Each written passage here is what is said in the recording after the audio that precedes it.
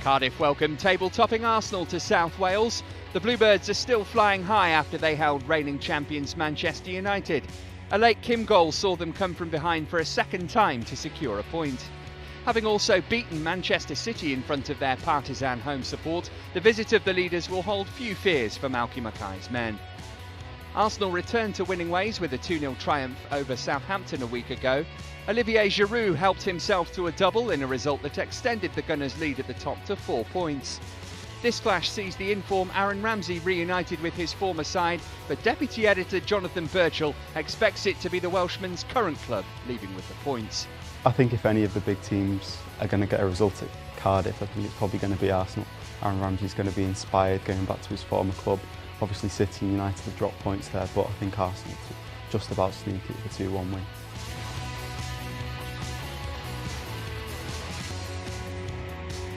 There's a crucial London derby at Upton Park where West Ham meet fellow strugglers Fulham.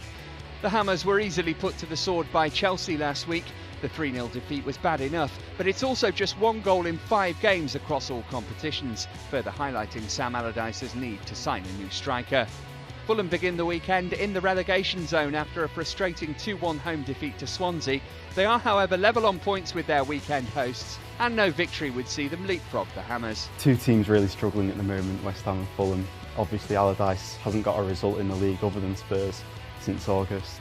Martignol's really been struggling, so it's a massive game for both teams. I can just about see the home side doing it. The crowd at Upton Park will really get behind the team, even if there's a bit of pressure on Allardyce, so a tight 2-1 win for West Ham.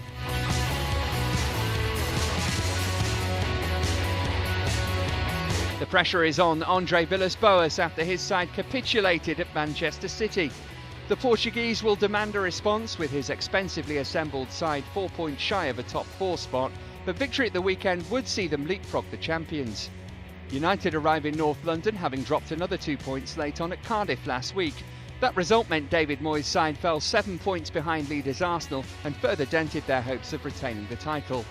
The new boss will point to the fact that his side haven't lost since September and enjoyed a great win in Europe in midweek. Moyes is expected to have Robin van Persie back to lead the attack. Depending on whether you believe the reports regarding Andre Villas-Boas or not, it's a massive game for both teams. Spurs have really been struggling recently, hardly any goals in the league, especially outside of set pieces. United go there having lost that recent streak that they've had, dropped a late goal against Cardiff, so big game for both teams. I can't really see either of them properly going for it because they're too scared of losing. Probably a 1-1 result.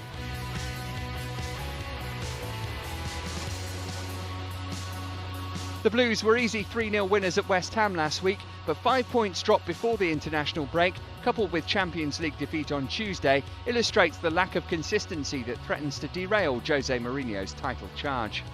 Southampton represent another stiff test of those credentials. The Saints suffered only their second defeat of the season at Arsenal last week, but despite that they still begin round 13 fifth in the table, just 2 points behind their hosts. Really, Dr Jekyll and Mr Hyde with Chelsea at the moment. They look like they're going to kick on with a great result.